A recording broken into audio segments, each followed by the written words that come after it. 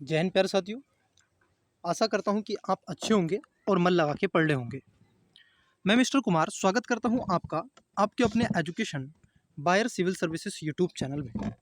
Students, education बायर आपको विभिन्न यूपीएससी और स्टेट पीसीएस से रिलेटेड सीरीज, जो खासतौर पर एमसीक्यू की सीरीज़ हैं, वो चला रहा है। अगर आप भी हमारे चैनल पर पहली बार आए हैं तो चैनल को सब्सक्राइब कर लीजिएगा, दोस्तों के साथ में शेयर कीजिएगा और लाइक करना मत भूलिएगा। इस क्लासेस में हम बात कर रहे थे एंसेंट हिस्ट्री के एमसीक्यू। जी हाँ, आपने सही सुना, एंशिएंट हिस्ट्री के एमसीक्यू हम आपसे बात कर रहे थे और इसमें हमारा टारगेट हमने लिया है 1000 प्लस एमसीक्यू हम आपसे डिस्कस कर सकें। अब तक एक क्लास आपसे चर्चा का बिंदु हो चुकी है।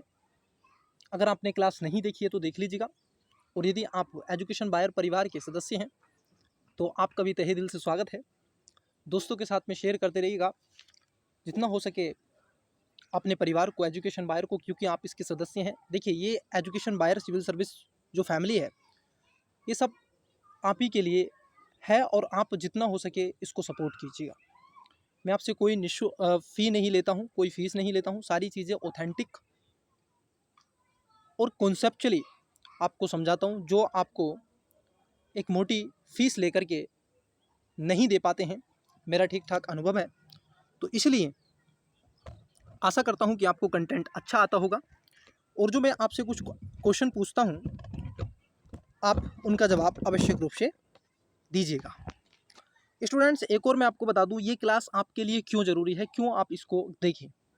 देखिए, मैं न केवल एमसीक्यू के माध्यम से हम इस क्लास में क्वेश्चन का आंसर डिस्कस करते हैं, बल्कि हम आंसर के साथ साथ हम आपका रिवीजन भी करते हैं। जी हाँ, आपने सही सुना, हम रिवीजन भी करते हैं। और मैं आपको एक और बात बता दूं, स्टूडेंट्स, अगर आपने रिवीजन कर लिया है, फाउंडेशन क्लियर है, एडवांस भी पढ़ लिया है, परंतु एमसीक्यू नहीं किए हैं, तो ये क्लास आपके लिए बहुत महत्वपूर्ण, अति उपयोगी होने वाली है।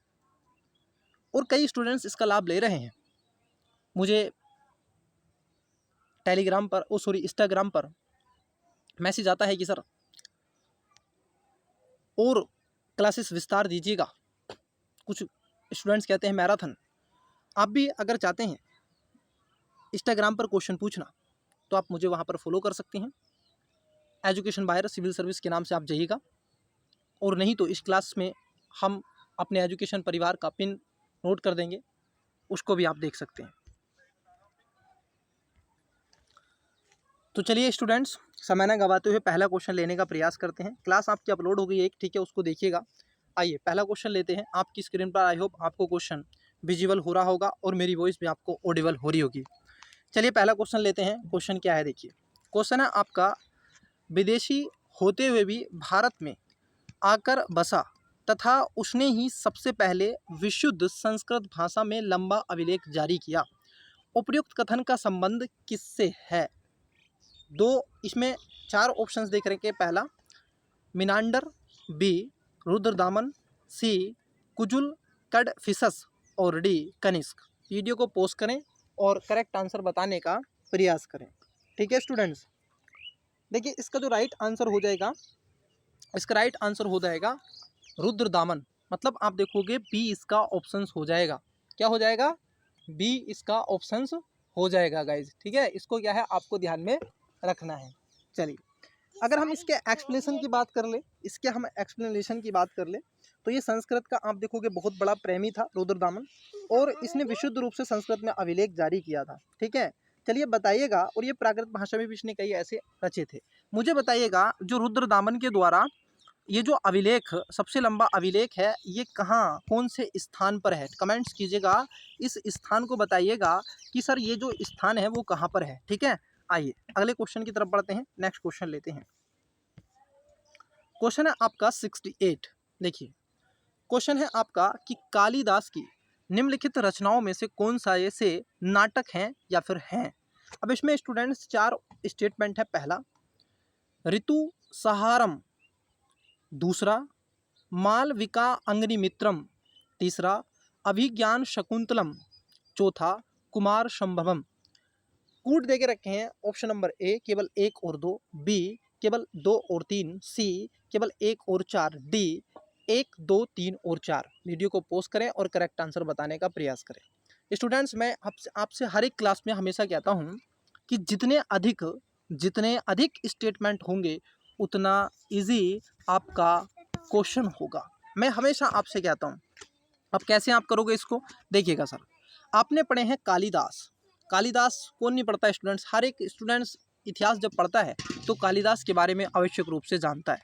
आप देखोगे, अगर मैं बात कर लूँ कुमार संभवम, तो कभी कालिदास के द्वारा नहीं लिखी गई है, तो 4 का होगा वो कट हो जाएगा। मतलब कि आंसर आप देखोगे डी नहीं होगा और आंसर सी नहीं होगा। एक और मुझे बताइए कि जो आपका ऋतु संहारम है, क्या ये कालिदास की है? जी नहीं सर, ये भी कालिदास की नहीं है। और जहाँ एक होगा तो 100% वो तो आंसर होगा ही नहीं, मतलब कि आपका ए भी नहीं होगा, सी भी नहीं होगा और डी भी नहीं होगा। तो बचे क्या? अभिज्ञान शुकुंतलम और उसके साथ साथ आप देखोगे मालविकांगित्रम। मैंने लास्ट क्लास जो हुई थी इसकी फर्स्ट क्लास, उसमें बड़े अच्छे से डिटेल में बताया। पुष्यमित्र शुंग का पुत्र था, उसकी प्रेम कहानी लिखी गई है, उसकी कथा है जिसको माल विकांगिनी मित्रम के रूप में, और उसका विकांगिनी ऐसे शुंग वंश को लेकर के उसका नाम भी है। और ये जो इसमें एक ये नर्तकी थी जिससे प्रेम इसका हुआ था, मैंने बड़े अच्छे से उसमें क्लास में आपको डिटेल्स में समझाया। तो इसका जो राइट आंसर हो जाएगा वो बी हो जाएगा, मतलब पहला और दूसरा और तीसरा, सॉरी, इसका राइट आंसर होगा बी। ठीक है। अगर हम देखें इसमें थोड़ा एक्सप्लेनेशन की बात कर लें तो कालिदास के द्वारा ये लिखी गई हैं। ठीक है, तो इसको ध्यान में आपको रखना है। जो एक और इनकी है कालिदास का नाटक है जिसमें विक्रो बर्षयम, ठीक है, विक्रो बियरशम, और उसके साथ साथ आप देखोगे कुमार संभव उनका महाकाव्य है। और एक तरीके से ये जो ऋतु संहार है ये भी इनके द्वारा लिखे गए हैं, ये भी एक महाकाव्य है, परंतु इनके नाटक नहीं है, नाटक यही है। ठीक है, नाटक मतलब एक प्रेम कथा। आइए आगे बढ़ते हैं, अगला क्वेश्चन देखते हैं। बहुत ही अच्छा क्वेश्चन है स्टूडेंट्स, यहाँ से कई बार आप देखोगे स्टूडेंट्स कंफ्यूज हो जाते हैं, और मुझे उम्मीद है कि आप भी इसमें कंफ्यूज होने वाले हैं। देखिए कैसे, निम्नलिखित यात्रियों के भारत आने का सही क्रम कौन सा है?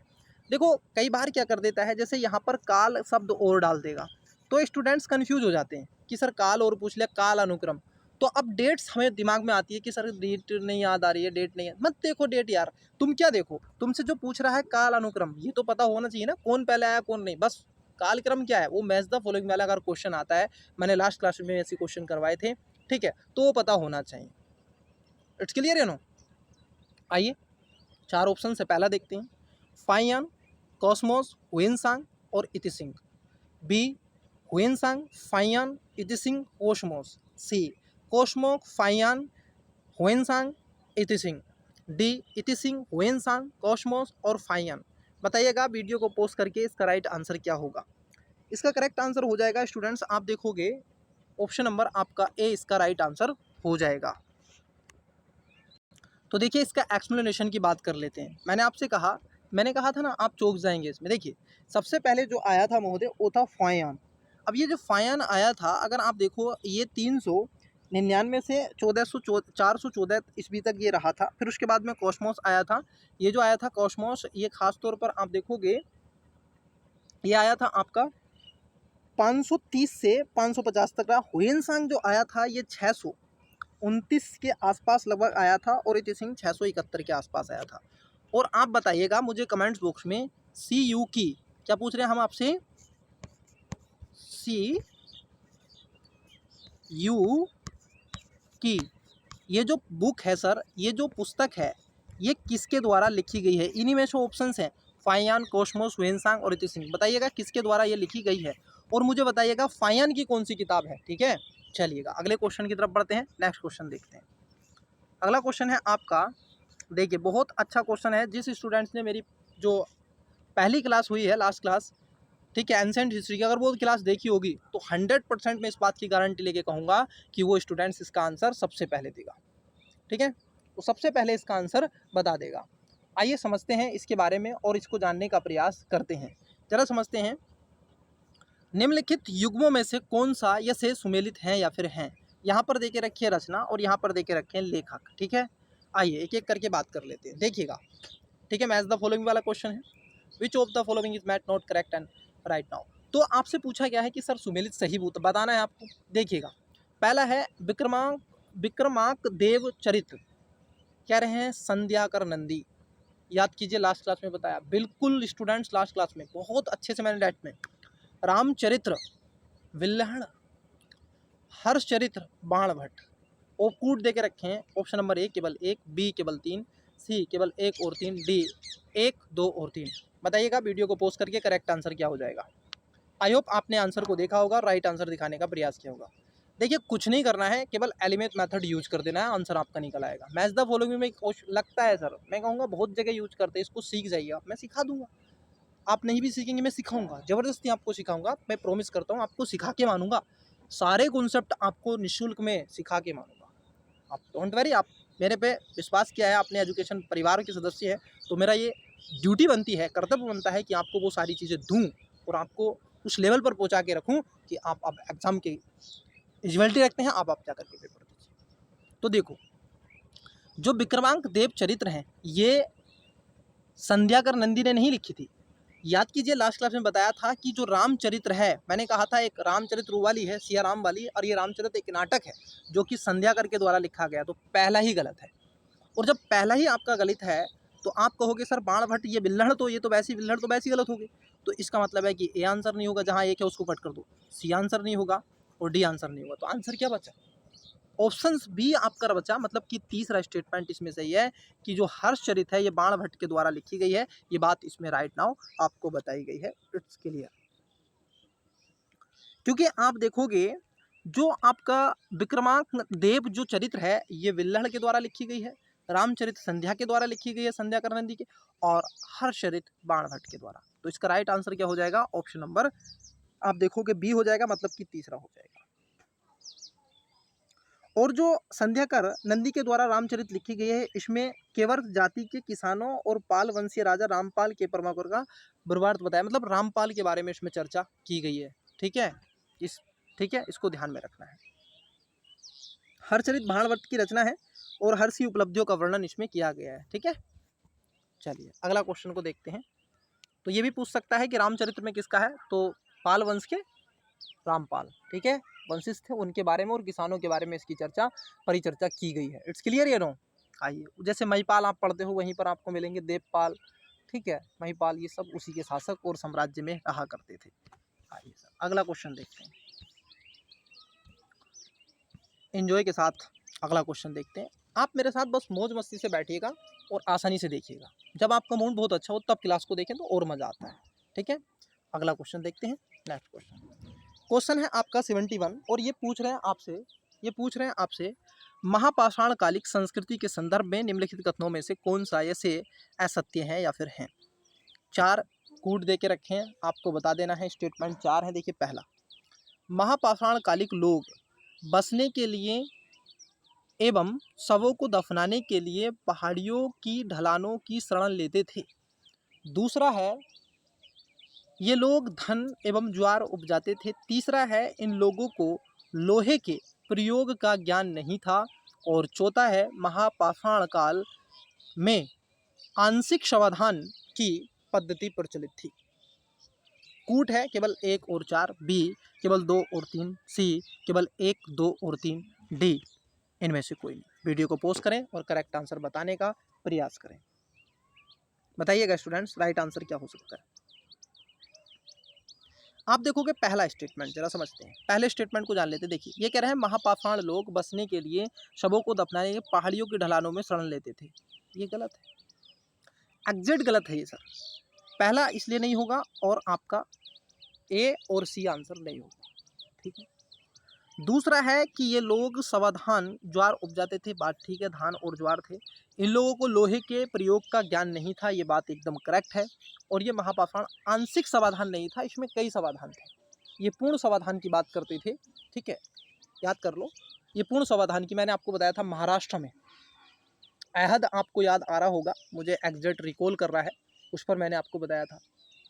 तो वो जो रीज़न था, आप देखोगे इसका राइट आंसर होगा ऑप्शन नंबर बी, इसका करेक्ट आंसर हो जाएगा। मतलब 3 और 2 इसमें करेक्ट आंसर होगा। नवपाषाण के युग के बाद में दक्षिण क्षेत्र में ये सब देखने के लिए आपको मिलता है। और यहाँ पर कब्रों पत्थरों की कब्रें हुआ करती थी, ठीक है। दक्षिण में आप देखोगे कई चीज़ आप पढ़ते हैं ना नितिन सिंघानिया को, तो वहाँ पर दक्षिण में कुछ चित्र भी दर्शाए गए हैं पाषाण काल को लेकर के, वहाँ के कुछ चित्र दर्शाए गए हैं। और आकृति इज द बेस्ट, क्योंकि उससे एक माइंड में पिक्चर शो करता है, ठीक है, उससे पिक्चर शो करता है गाइज। तो ये आपके लिए क्या हो जाएगा, सही हो जाएगा। आंशिक समाधान की पद्धति का प्रचलन था, ये आपको देखने के लिए मिलते हैं, जिसके तहत सबों को जंगलों और जानवरों के खाने के लिए छोड़ दिया जाता था। तो ये ध्यान रखना, ठीक है। वहाँ पर डेड बॉडी को क्या करते थे, पशु ऐसे खा जाते थे। ऐसी कई, आप बताइए कौन सी ट्राइब है, मैं आपको हिंट्स दे रहा हूँ।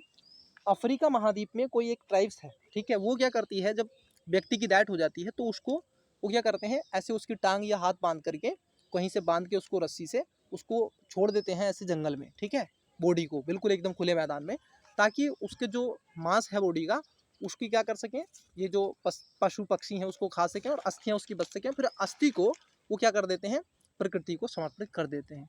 मतलब उनको जो आस्था होती है हर एक व्यक्ति की, उस तरीके से वो कर देते हैं, ठीक है। चलिए अगले क्वेश्चन की बात कर लेते हैं। अगला क्वेश्चन देखते हैं, बहुत बढ़िया क्वेश्चन है। अच्छा ये रिपीट क्वेश्चन हो गया, कई बार क्या होता है ना स्टूडेंट्स, रिपीट क्वेश्चन हो जाता है, बट आप उसका लोड ना ले। आइए क्वेश्चन देखिएगा। अगला क्वेश्चन है आपका, और बड़ा अच्छा क्वेश्चन है। मैं जानबूझ के ऐसे क्वेश्चन लाता हूँ क्योंकि खासतौर पर मैं पाता हूँ कि जो पीसीएस की परीक्षा है, जैसे यूपी पीसीएस है, ठीक है, इसमें खासतौर पर आप देखोगे ऐसे क्वेश्चन पूछ लिए जाते हैं बहुत। और यूपीएससी भी अब पूछता है सर, और ये यूपीएससी के, स्टेट पीसीएस के या यूपीएससी के द्वारा अन्य जो सीडीएस एनडीए, ठीक है, और सीएपीएफ की जो परीक्षाएं हैं उनसे रिलेटेड है, ठीक है। और स्टूडेंट्स का कमेंट आया था कि सर ये सीरीज़ कंटिन्यू चलती रहे। बिल्कुल ये सीरीज कंटिन्यू चलेगी, मैं इस बात को कह रहा हूँ।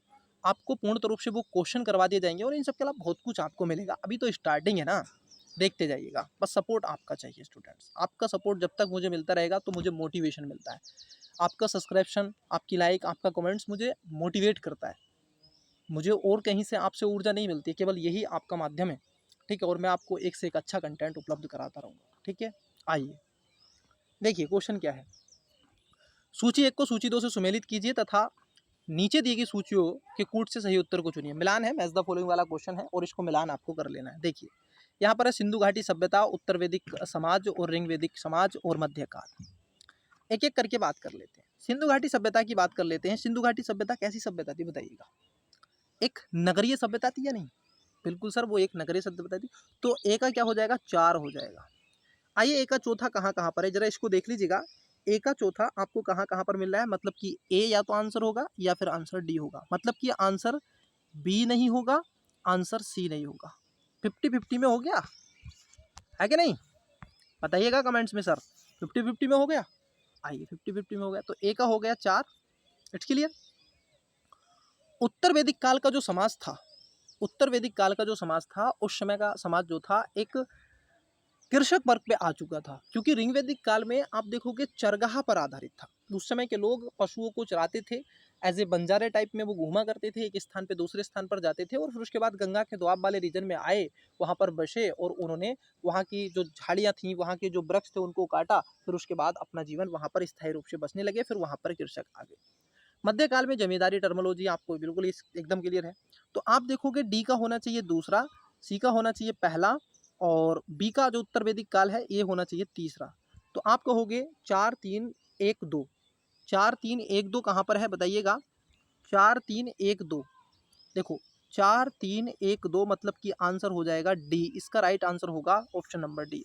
कोई दिक्कत, समस्या, दुख दर्द नहीं होनी चाहिए, अन्यथा आप ऐसे भी निकाल देते। देखिए हर एक स्टूडेंट्स को पता है कि सर सिंधु घाटी सभ्यता, उत्तर वैदिक काल, ऋग वैदिक काल में जमींदारी सिस्टम था ही नहीं। आपको ये तो पता ही है भाई, इन 3 में आपको जमींदारी सिस्टम नहीं मिलेगा, गारंटी है इस बात की। आप दिखा दो तो नहीं मिलेगा ना, क्योंकि मैंने स्टूडेंट्स बड़े अच्छे से इतिहास को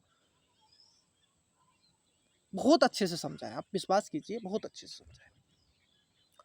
तो मध्यकाल में वो मिलता है आपको भाई, दिल्ली सल्तनत में आपको मिलेगा, मुगल काल में आपको मिलेगा, उसके बाद में आप देखोगे जो ब्रिटिश एम्पायर टाइम पीरियड था उस समय आपको मिलेगा। औपनिवेशिक काल जिसको हम कहते हैं। तो याद करिए, तो मध्यकाल आप देखोगे डी का दूसरा होगा और डी का दूसरा दो जगह है। मतलब कि मैंने कहा जब ए का चौथा होगा और डी का दूसरा होगा तो कहाँ आंसर है बताओ। आंसर ऑटोमेटिकली आप कहोगे सर डी है। आंसर ऑटोमेटिकली कहोगे डी है। आइए अगले क्वेश्चन की तरफ बढ़ते हैं, अगला क्वेश्चन देखने का प्रयास करते हैं।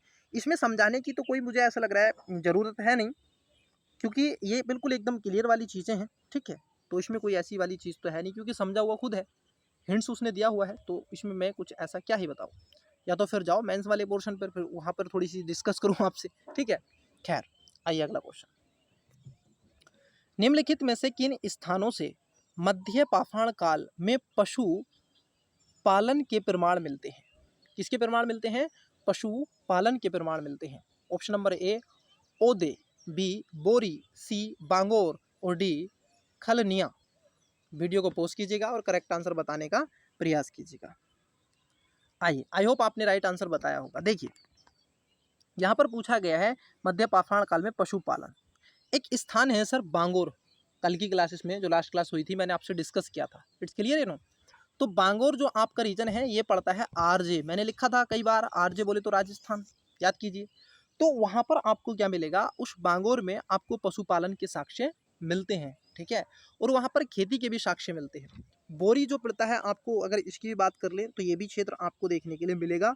ये खासतौर पर महाराष्ट्र में है, ठीक है। और यहाँ पर आपको मानव की उपस्थिति के साक्ष्य मिलते हैं, ठीक है। ये याद रखना। तो एक एक करके बात कर लेते हैं। पहले देखो बागोर कहाँ पर मिलता है सर? राजस्थान में मिलता है। राजस्थान में आपको पशुपालन के साक्ष्य यहाँ पर मिलेंगे। और भीलवाड़ा जिले, आज की अगर वर्तमान की बात कर लें तो भीलवाड़ा जिला है। कौन सा है? भीलवाड़ा जिला है, डिस्ट्रिक्ट है भीलवाड़ा डिस्ट्रिक्ट, ठीक है। तो भीलवाड़ा डिस्ट्रिक्ट में आपको आज देखने के लिए मिलेगा, ठीक है, बांगोर। और यहाँ पर एक नदी है कोठारी नदी। कौन सी नदी है? यहाँ पर एक नदी है कोठारी नदी। चलिए मैं आपसे एक हिंट पूछ लेता हूँ। ये जो स्थल हुआ करते थे, चाहे वो सिंधु घाटी के हों, जिसको आज सरस्वती घाटी कहा जाता है, उसका नाम बदल दिया गया है, ठीक है। और चाहे ये अभी आप मध्य पाषाण काल की बात करें, तो उस समय के लोगों के जो निवास स्थान हुआ करते थे वो ऐसे नदियों के किनारे क्यों हुआ करते थे, उसका वाई रीज़न बताइए, ठीक है। मैं आपसे पूछ रहा हूँ, कमेंट्स कीजिएगा, इसका रीज़न बताने का प्रयास कीजिएगा, ठीक है। तो ये एक कोठारी नदी थी। उसके साथ साथ आप देखोगे यहाँ पर आवास स्थल था और यही बागोर में पशुपालन के कुछ ऐसे साक्ष्य मिलते हैं, ठीक है। फूस बात रोधी के पर्दे भी यहाँ पर बनाए जाते थे। ऐसी कुछ चीज़ें आपको मिल जाएंगी। उनके बाद अगर हम देखें, ये जो आपको पूछा गया है ऊपर ओदरे, तो अगर आप इसको देखोगे तो ये जो स्थान है ये तमिलनाडु में मिलेगा और इसमें मानव के जीवाश्म है। कहाँ पर मिलता है? ये तमिलनाडु में मिलता है और मानव के जीवाश्म है। कैसे हैं सर? मानव के जीवाश्म आपको देखने के लिए मिल जाएंगे यहाँ पर, ठीक है। उसके बाद आता है आपका बोरी। बोरी है आपका महाराष्ट्र में। कहाँ पर है? बोरी आपका मिलता है महाराष्ट्र में। और महाराष्ट्र में ये क्यों जाना जाता है, इसकी एक वजह है, क्योंकि यहाँ पर भी मानव की अवस्थिति की बात मिलती है और लगभग 14 लाख वर्ष पूर्व यहाँ पर मानव आपको देखने के मिलेगा। कितना? 14 लाख वर्ष पूर्व सर। और माना जाता है कि ये वही 14 लाख वर्ष पूर्व की बात हो रही है कि मात्र 19 व्यक्ति थे सर इस पृथ्वी पे, और उसमें की कई जनजातियां भारत में भी आकर के बसी। आज उन्हीं से देखिए पूरी पृथ्वी पर कितना, लगभग 10 मिलियन आबादी से ज़्यादा हो गई है, ठीक है। इट्स क्लियर है नो। उसके बाद है एक और यहाँ पर स्टेटमेंट देखे रखा है डी में, खलनिया। अगर हम खलनिया को देखें तो ये मिर्ज़ापुर उत्तर प्रदेश में आपको मिलेगा। इसको खेलनिया भी कहते हैं। देखो अब यूपी वाले सतर्क हो जाओ। तो यहाँ मिर्ज़ापुर में आप देखोगे, मिर्ज़ापुर, मिर्ज़ापुर देखिए है कि नहीं मूवी, बताइएगा। एपिसोड मिर्ज़ापुर देखा है कि नहीं? देख लीजिएगा एक बार। मैंने नहीं देखा सर, मैं नहीं देखता हूँ। तो यहाँ से मानव के शरीर के आपको क्या मिलते हैं? प्रारूपों का विवरण प्राप्त हुआ है और ये भी इसका संबंध मध्य पाषाण काल से। तो यहाँ पर तीनों जगह, चाहे वो ये जो है ए बी सी डी, यहाँ पर आप देखोगे तीनों जगह से ह्यूमन के आपको साक्ष्य मिलते हैं, परंतु पशुपालन के बागोर राजस्थान, ठीक है, भीलवाड़ा जिला आज का। आइए अगला क्वेश्चन देखते हैं।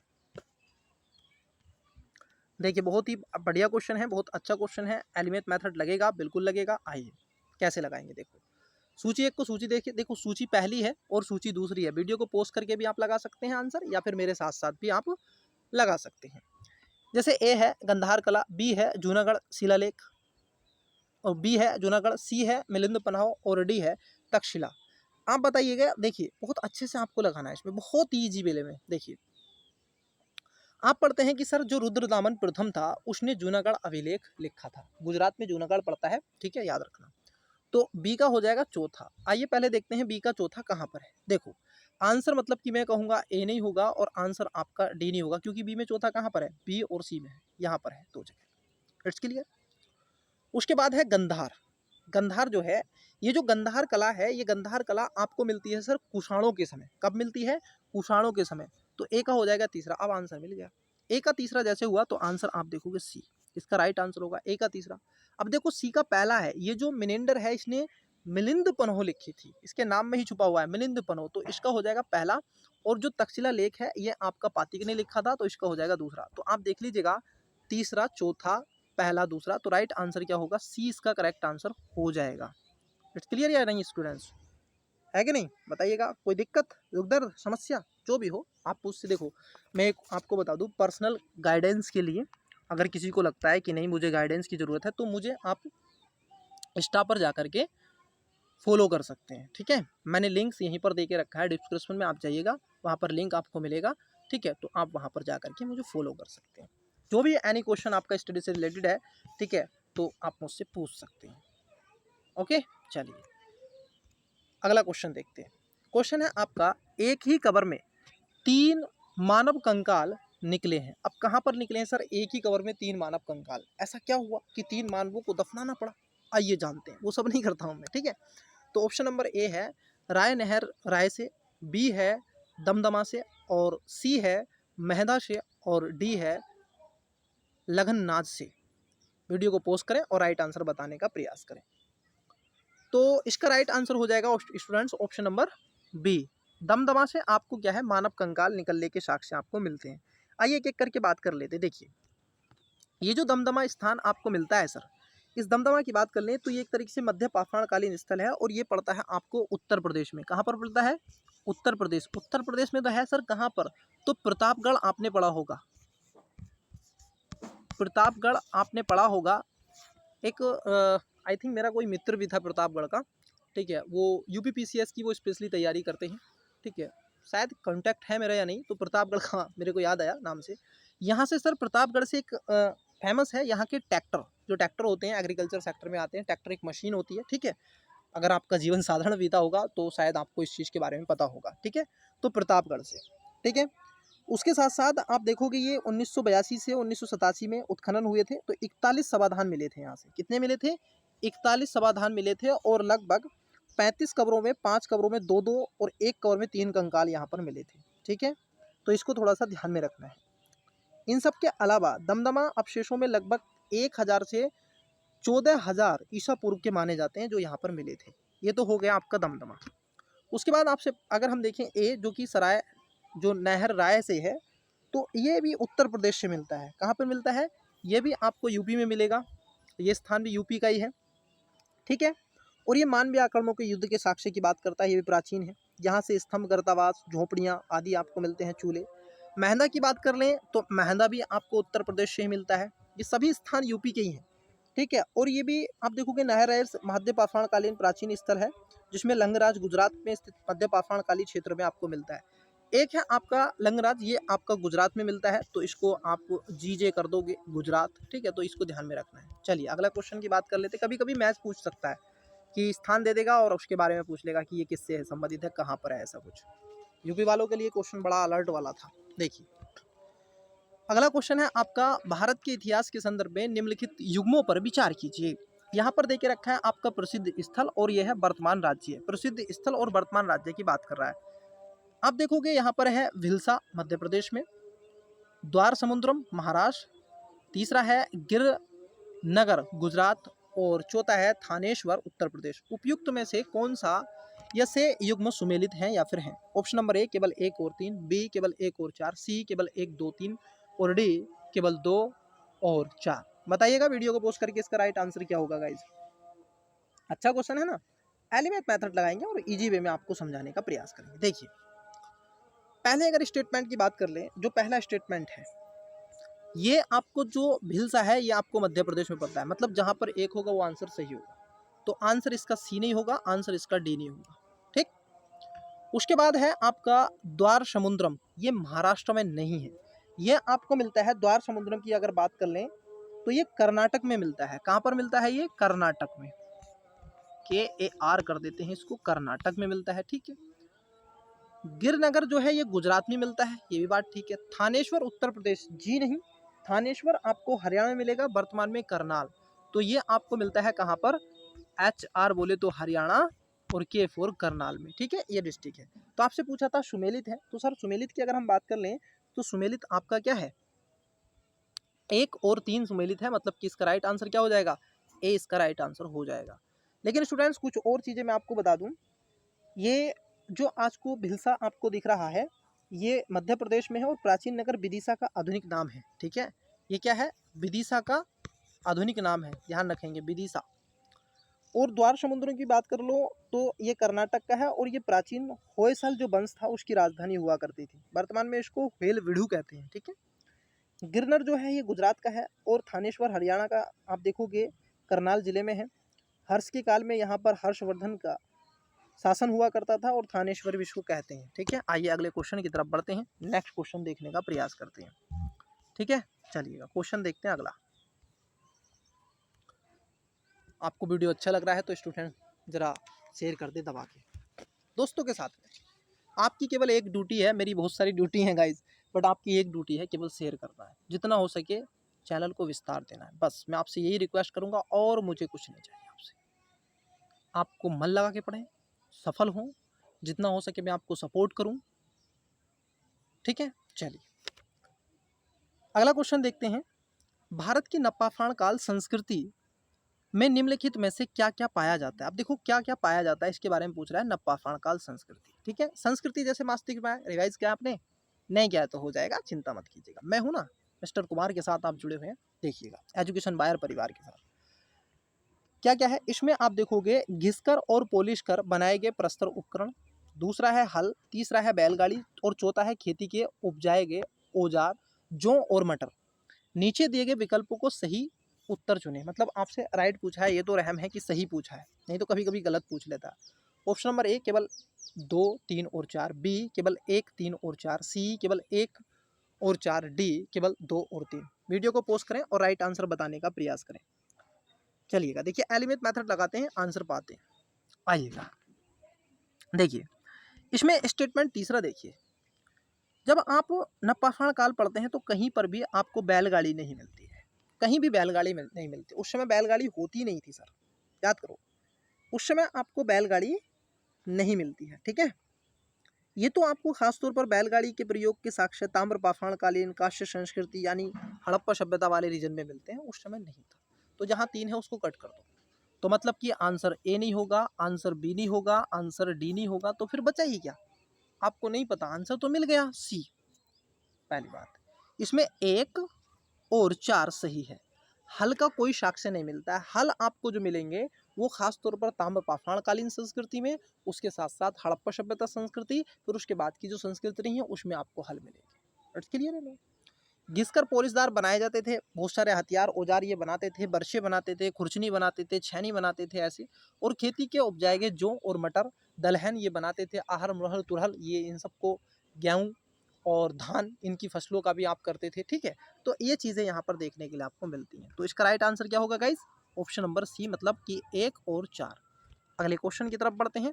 आइए देखिए सर, एक नई शुरुआत एजुकेशन बायर आपके लिए लेकर के आ रहा है और इसमें अब हम पहुंच चुके हैं इंडस वैली सिविलाइजेशन। जी हाँ, इंडस वैली सिविलाइजेशन, आज तो मन खुश हो गया। इंडस वैली सिविलाइजेशन पर हम पहुंच चुके हैं। लगभग मैंने आपसे 100 से 200 क्वेश्चन, लगभग 100 से 110 120 क्वेश्चन मैंने अब तक आपसे प्राचीन काल के भारत पर, इतिहास पर डिस्कस कर लिए। वैसे तो मैंने पूर्ण रूप से रिवीजन करवा दिया, ये मैं इस बात को बहुत आसानी से कह सकता हूँ, क्योंकि एजुकेशन बायर परिवार का अपना एक उद्देश्य है, अधिक से अधिक जितना हो सके बच्चों को, स्टूडेंट्स को, अपने प्यारे बहन भाइयों को जितना हो सके मैं दे सकूँ, ठीक है। तो इंडस वैली सिविलाइजेशन, जिसको सिंधु घाटी सभ्यता कहते हैं, अब इसका नाम परिवर्तित हो गया प्यारे बच्चे, इसको अब क्या कहते हैं? सरस्वती सभ्यता भी कहते हैं। क्या कहते हैं? सरस्वती सभ्यता अब कहने लगे हैं इसको, ध्यान में रखना, ठीक है। इसका एक अपना इतिहास है, उस पर मैं कभी आपसे मेंस की जब डिस्कस करूंगा तो वहां पर मैं आपको बता दूंगा, ठीक है। अब एक चीज़ मैं आपको बताना जरूर चाहूँगा, जब इंडस वैली सिविलाइजेशन पर आप आ गए हैं तो देखिए कि 3-4 चीज़ें आपको ध्यान में रहनी चाहिए। यहाँ से क्वेश्चन बनता कैसा है मैं आपको बता दूँ। यहाँ से 2-3 जगह से आपसे क्वेश्चन पूछ सकता है, समझना। एक पूछेगा यहाँ के पॉलिटिकल सिस्टम से, ठीक है। एक पूछेगा सोसाइटी से, यहाँ का समाज कैसा था, कैसा वो रहते थे, क्या स्ट्रक्चर, डैश डैश डैश। दूसरा क्वेश्चन बनता है यहाँ के आपके इकोनॉमी से, इकोनॉमी बोले तो ट्रेड, एग्रीकल्चर वगैरह वगैरह। चौथा क्वेश्चन बनता है आपका रीजनल से, वो धर्म से रिलेटेड करके क्वेश्चन पूछ सकता है, मात्र देवी वाला सोसाइटी था, किसकी उपासना करते थे, किसकी उपासना नहीं करते थे। एक क्वेश्चन बनता है यहाँ के आपको लिटरेचर से, जिसका आज तक हम पता नहीं लगा सके, फिर भी दाएं से बाएं, बाएं से दाएं वाले सिस्टम आपसे बनते हैं। ये क्वेश्चन, इतने टाइप के क्वेश्चन आपसे सामाजिक, आर्थिक, राजनीतिक और आप देखोगे साहित्य वाले क्वेश्चन आपसे बनते हैं, और धार्मिक। जब भी आपके देखो, अब आपकी तैयारी किस लेवल की होनी चाहिए। आप यूपीएससी में सेलेक्ट होना चाहते हैं और फ्यूचर आईएएस, भावी आईएएस आईपीएस ऑफिसर बनना चाहते हैं, तो ज़रा समझो, हो आप बनना क्या चाहते हैं, आप हो अभी भी, ठीक है। बस आपको एक पेपर क्वालिफाई करना है। देखिएगा, अगर मैं कहूँ इसमें जो क्वेश्चन कैसे आपके अप्रोच हो, जब आप पढ़ रहे हैं कि सर इकोनॉमी, मान लो इकोनॉमी से क्वेश्चन पूछ लिया इंडस सिविलाइजेशन से, तो इकोनॉमी के आपके दिमाग में 360 डिग्री घूम जाना चाहिए। मैं इस बात को बिल्कुल एक्सेप्ट करता हूँ और अपने आप पे फॉलो करता हूँ। जब भी मैं कोई भी क्वेश्चन देखता हूँ, जैसे अभी मैं इंडस वैली सिविलाइजेशन पढ़ा, तो मेरे दिमाग में क्लिक किया, अच्छा इंडस वैली सिविलाइजेशन, और यहाँ से क्वेश्चन बनने के चांसेस रहते हैं। You believe me, I hope आप इस बात से एग्री हैं। तो जरा आप इस बात को समझें, तो आपके दिमाग में इकोनॉमी का कॉन्सेप्ट आना चाहिए कि सर हमने इकोनॉमी का कॉन्सेप्ट पढ़ा है, और इकोनॉमी से जैसे आप देखोगे ट्रेड से क्वेश्चन बन सकता है, व्यापारिक थी कैसी थी, कृषि होती थी क्या नहीं होती थी, और कृषि होती थी तो कैसे होती थी, कहाँ पर वो ट्रेड करते थे, किससे ट्रेड करते थे, तो ये आपको पता हो। जैसे सोसाइटी से क्वेश्चन बने तो समाज वर्गों में विभाजित था या नहीं था, महिलाओं की स्थिति क्या थी, पुरुषों की स्थिति क्या थी, जो निम्न समाज था वो नीचे रहता था, ऊपर रहता था, वो सारी चीज़ें पता हो, ठीक है। स्ट्रक्चर कैसे हुआ करते थे, घर 2 मंजिली थे, 1 मंजिली थे, शौचालय हुआ था या नहीं हुआ करता, और कुछ आपको यहाँ पर फैक्ट पता हो। जैसे आपको चहुंदड़ो पूछ लेगा, मोहनजोदड़ो पूछ लेगा, लोथल पूछ लेगा, बनावली पूछ लेगा, कालीबंगा पूछ लेगा, राखी गढ़ी पूछ लेगा, हड़प्पा पूछ लेगा। तो ऐसे आपको देमाबाद, महादा, ये सब पूछे जा सकते हैं ना, बुरजहोम। तो स्टूडेंट्स आपको ये सारी चीज़ें पता होनी चाहिए, और यदि नहीं पता है तो टेंशन मत लीजिएगा, आपको सारी चीज़ें सिखा के भेजूंगा क्लासेस के माध्यम से, एमसीक्यू के माध्यम से। आपको इतने एमसीक्यू करवा दूंगा ना, आप कहेंगे बस कीजिए, मैं कहूँगा नहीं और लो, आप कहोगे बस कीजिए। तो समय ना गवा करके आइए, ये बोलना मेरा उचित था, ताकि आपको ये पता चल सके एक बिगिनर स्टूडेंट्स को क्या करना चाहिए और एडवांस लेवल पे पहुंचने के लिए क्या करना चाहिए, ठीक है। आई होप इस बात से आप एग्री कर दोगे। आइए चलिए अगला क्वेश्चन देखते हैं। पहला क्वेश्चन सिंधु घाटी सभ्यता से। देखिए सर, पहला क्वेश्चन क्या पूछा गया है, दिल संभाल के बैठिएगा और देखिए क्वेश्चन को अटेम्प्ट कीजिएगा। क्वेश्चन है पहला, हड़प्पा संस्कृति के ह्रास के लिए निम्नलिखित विभिन्न कारक सुझाए गए हैं। मेंस में बहुत अच्छे से मैं डिबेट करता हूँ, इसको बहुत अच्छे से समझाता हूँ। ऑप्शन अब नीचे दिए गए कारणों पर विचार कीजिए और उनमें से क्षीणतम, ये शब्द पूछा है क्षीणतम कारण को इंगित कीजिए, मतलब कम से कम। ए है लगातार प्राकृतिक रूप से बाढ़ आने की घटना होती रही। बी मृदा में लवणता की वृद्धि से उर्वरता घटती गई। सी भूकंप के कारण सिंधु के मार्ग में परिवर्तन हुआ जिससे अल्पावन हुआ। डी आर्यों ने आक्रमण कर हड़प्पा संस्कृति को नष्ट कर दिया। देखो स्टूडेंट्स, वैसे तो ये क्वेश्चन है विवादित वाला, आपको मैं बता दूं, इस पर आप विवाद कर सकते हैं एक से एक बड़े इंटेलिजेंस व्यक्ति से, एक से एक बड़े विद्वान से, जो इतिहास के विद्वान भी है उस पर। आपको बस कॉन्सेप्ट क्लियर हो तब, ठीक है। वैसे तो स्पेसिफिक कोई इसका कारण नहीं है कि हर किसी, आप देखोगे जो इतिहासकार हैं उन्होंने, हर किसी ने इसको अलग अलग तरीके से दिखाया है, लेकिन हाँ यूपीएससी ने जो दिखाया हम उसके अकॉर्डिंग चल रहे हैं, क्योंकि हम यहाँ पर कोई ऐसे डिबेट नहीं कर रहे हैं। हमें उद्देश्य, हमें आंसर निकालना और अपने अटेम्प्ट्स दे करके आगे बढ़ना और हमें आईएएस बनना, ठीक है। ये हमारा मूलभूत सिद्धांत है, इसको हमेशा केंद्र में रखेंगे। तो स्टूडेंट्स, जो अब तक माना गया है वो माना गया है ऑप्शन नंबर डी, आर्यों का आक्रमण, ठीक है। ऑप्शन नंबर डी हो जाएगा कि आर्यों का आक्रमण हुआ, बट ये एक्सेप्टेबल नहीं है। लेकिन जो एग्जाम के पॉइंट ऑफ व्यू से, जो एग्जामिनर ने इसको स्वीकार किया है, जो संस्थाओं ने स्वीकार किया है, तो यही किया है कि आर्यों का आक्रमण हुआ, इसलिए आप देखोगे हड़प्पा संस्कृति नष्ट हुई थी। अब उसके कई अलग अलग सिद्धांत हैं, अलग अलग आप देखोगे लोगों ने इस पर मत दिए हैं, ठीक है। किसी ने कहा है जलवायु के कारण, तो किसी ने कहा है भूकंप में परिवर्तन, तो किसी ने कहा है लगातार बाढ़ आने से। क्यों कहते हैं बाढ़ आने से? क्योंकि आप देखोगे हड़प्पा सभ्यता के जो स्थल हैं, जब आप उनको खुदाई करते हैं तो उनमें जो है इस तरीके की जलोढ़ मिट्टी निकलती है जिसको आसानी से खोदा जा सकता है। कठोर नहीं होती है वो अंदर, वो मुलायम मिट्टी होती है। तो कहा जाता है कि यहाँ पर पानी आया होगा इसलिए। अलग अलग वेदताओं ने अलग अलग इस पर विचार दिए, परंतु यूपीएससी ने जो माना है वो आर्यों का आक्रमण ही माना है। कई स्थानों पर ऐसे 3-4 अस्थियां, खोपड़ियां मिली हैं, कंकाल मिले हैं, तो कहा गया है कि वहाँ पर लोहे के भी कुछ औजार मिले हैं, तो इसलिए कहा गया है कि हड़प्पा सभ्यता तो कांस्य युगीन थी, परंतु यहाँ पर लोहा कहाँ से? तो वो तो आर्य थे, उनके बर्छे थे, वो सुरक्षा कवच पहनते थे, उनके पास घोड़े थे, वो आप देखोगे रथों में कांटेदार पहिए हुआ करते थे। तो ये चीज़ें हैं जो इस बात को डिसाइड करती हैं कि हाँ, आर्यों ने आक्रमण किया है और हड़प्पा सभ्यता का नष्ट करने का प्रयास किया है, उन पर युद्ध किया है, और कुछ लोग वहाँ से आगे बढ़ गए और जो चल के आज भी मैं आपको ऐसी संस्कृति गिनाऊंगा जो हमारे और आपके बीच में, जैसे आज भी लोग डॉग को पालते हैं। सर उस समय के लोग भी कुत्ता पालते थे, उस समय के लोग भी पशु पालते थे, आज के लोग भी पालते हैं। उस समय के लोग भी आप देखो गाड़ी बंगला ऐसे चला, आज भी लोग भी। ठीक है, कहने का सेंस ये है, डल्लब गाड़ी जो होती है पशुओं के द्वारा, बैलगाड़ी जिसको हम कहते हैं। सर्च कर लिएगा जिस स्टूडेंट ने नहीं देखी है बैलगाड़ी। ठीक है, चलिए अगला क्वेश्चन देखते हैं। क्वेश्चन नंबर दूसरा देखिए, क्वेश्चन नंबर 2, ये सब यूपीएससी के क्वेश्चन है सर। दूसरा है, परिपक्व हड़प्पा शिल्प की प्रमुख विशेषता के रूप में मनका बनाने के लिए निम्नलिखित में से कौन सा कथन सत्य नहीं है? मनका बनाने के लिए ऑप्शन नंबर ए है, हड़प्पा के मन के सोने, तांबे, सांखों, लाजवर्दों, हाथी दांतों तथा विभिन्न प्रकार के उपरत्नों से बने थे।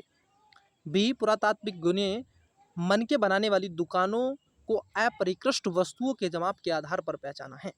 सी, चहुंदलों में औजार, भट्टी में एवं तैयारी के विभिन्न चरणों में मन के पाए गए हैं। डी, बनावली में संरचना में बहुत सारे मन के परिष्कृत, अर्ध परिष्कृत एवं अपरिष्कृत दशाओं में प्राप्त हुए हैं। वीडियो को पॉज करें, करेक्ट आंसर बताने का प्रयास करें। तो इसका राइट आंसर क्या हो जाएगा? राइट आंसर हो जाएगा ऑप्शन नंबर, आप देखोगे डी, क्योंकि ये गलत है। बाकी का पहला सही है, दूसरा सही है, तीसरा सही है। ये जो कह रहे हैं कि सर यहाँ पे बनावली में बहुत सारे ऐसे मन के मिले हैं, परिष्कृत, अर्ध परिष्कृत, जो बन चुके हैं, नहीं बन चुके हैं, उनके कुछ ऐसे अफसोस मिलते हैं, अवशेष मिलते हैं, इसलिए हम कहेंगे, जबकि ऐसा नहीं है। क्योंकि मन के हड़प्पा और चहुंदलो, कालीबंगा, लोथल स्थानों पर मिलते हैं। कहाँ पर मिलते हैं मैं लिख देता हूँ, उसको नोट डाउन कर लीजिएगा। एक तो आपको मिलते हैं हड़प्पा में मन के, दूसरा आपको मिलते हैं चहुंदड़ों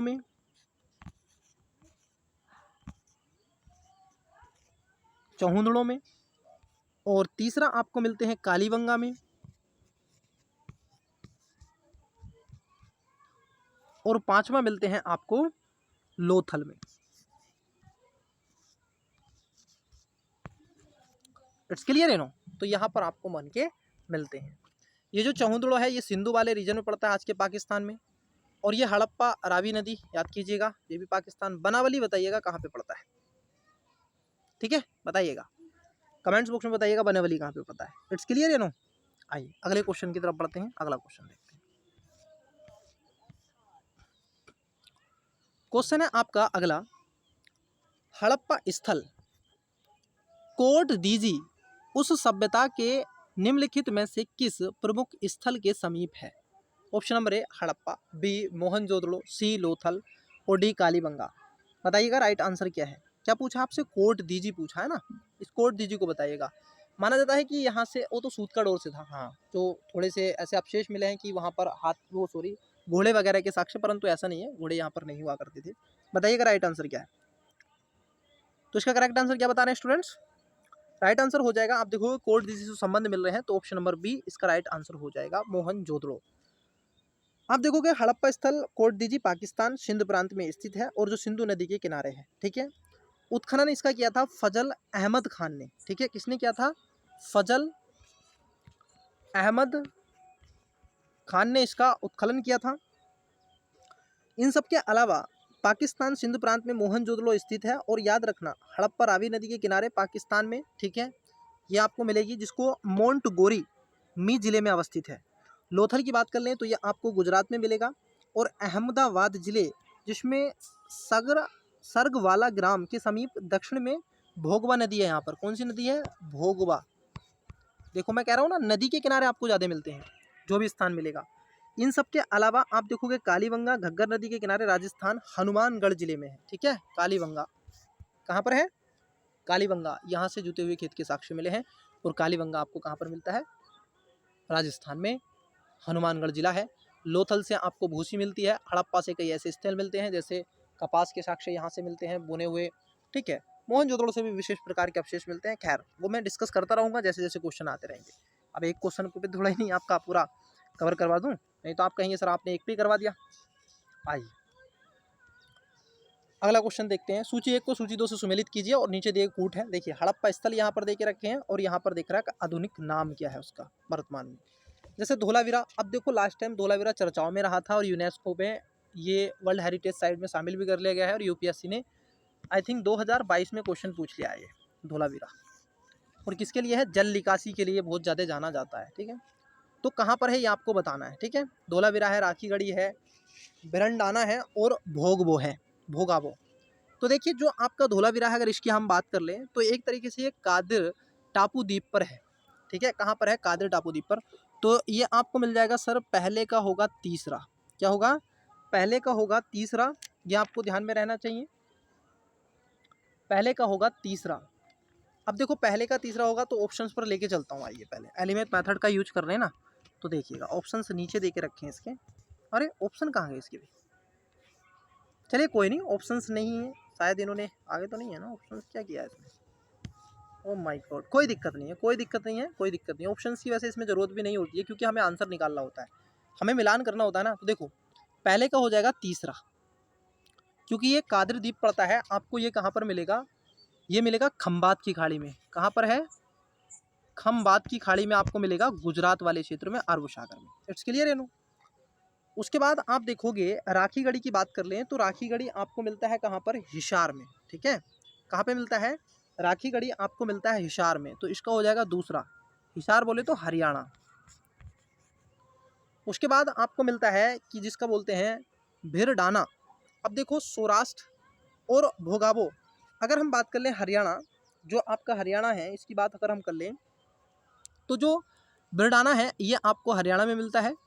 और उसके अलावा अगर हम देखें जो आपका सौराष्ट्र है वो आपको भोगाबो क्षेत्र में आपको मिलेगा। तो आप देखोगे पहले का तीसरा हो जाएगा, बी का आपका राखीगढ़ी का हिसार हो जाएगा, और भिरडाना का आपका हरियाणा हो जाएगा, और भोगाबो का आपका सौराष्ट्र हो जाएगा। ये सब फेमस है सर, सब ये जाने जाते हैं। ठीक है, ये आपको ध्यान में रखना चाहिए। यहाँ पर एकमात्र खेल का मैदान है। आप देखो ये किसकी विशेषता जान लेते हैं। यहाँ पर एक तो जल निकासी और खेल के मैदान के लिए इसको जाना जाता है।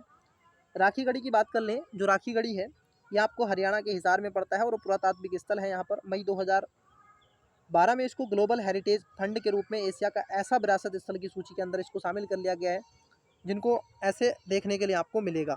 इट्स क्लियर है नो? उसके बाद आपका मिल रहा है भंडारा, ये आपको इसको बिराना हरियाणा भी कहते हैं, फतेहाबाद में है, प्राचीनतम हड़प्पाकालीन सभ्यता है। और भोगबा, आप देखोगे भोगाबो आधुनिक सौराष्ट्र में अवस्थित है। ठीक है, तो स्टूडेंट्स आज की क्लासेस में मैं क्या करता हूँ, क्योंकि मैंने शुरुआत करनी थी इसके कुछ क्वेश्चनों की, अगली जो क्लास होगी मैं उस अगली क्लासेस में आपसे क्या करूँगा, अगली क्लासेस में इसके सारे विषय पर मैं आपसे डिस्कस करूँगा, जो भी इसके क्वेश्चन होंगे इसको, और एक और अगली क्लासेस को हम इसके अंदर ऐड ऑन कर देंगे क्योंकि क्वेश्चन इसमें ठीक ठाक है। ठीक है, तो ध्यान में रखेंगे। चलिए, तो अगली क्लास जो होगी उसको हम आगे कंटिन्यू चीज़ों को बढ़ाएंगे। आज की क्लासेस में इतना ही रहने देते हैं। ठीक है, क्या करते हैं आज की क्लासेस में स्टूडेंट्स, इतना ही रहने देते हैं। क्वेश्चन हमने क्या तक कर लिए हैं? 4 तक कर लिए हैं इसमें हड़प्पा सभ्यता के, क्योंकि मुझे पूरा पाषाण काल समाप्त करना था। पूरा पाषाण काल, मध्य पाषाण काल, नवपाषाण काल, ताम्रघाट, ठीक है, सभ्यता वो मुझे समाप्त करनी थी उसके एमसीक्यू, और उसके साथ साथ हड़प्पा सभ्यता स्टार्ट करना था। तो मैंने स्टार्ट करता तो एक पॉइंट से समझा के छोड़ देता इंडस वैली सिविलाइजेशन, बट मैंने उचित समझा कि क्यों ना आपको ऑथेंटिक तरीके से बता दूं और उसका कुछ चीज़ें आपको दिखा दूं, ताकि ऐसे क्वेश्चन बनेंगे। अब आपसे एक रिक्वेस्ट है कि आप थोड़ा सा रिवीजन कर लीजिएगा। ठीक है, ठीक है, करके आएंगे। ठीक है sir, all the best, best of luck, bye.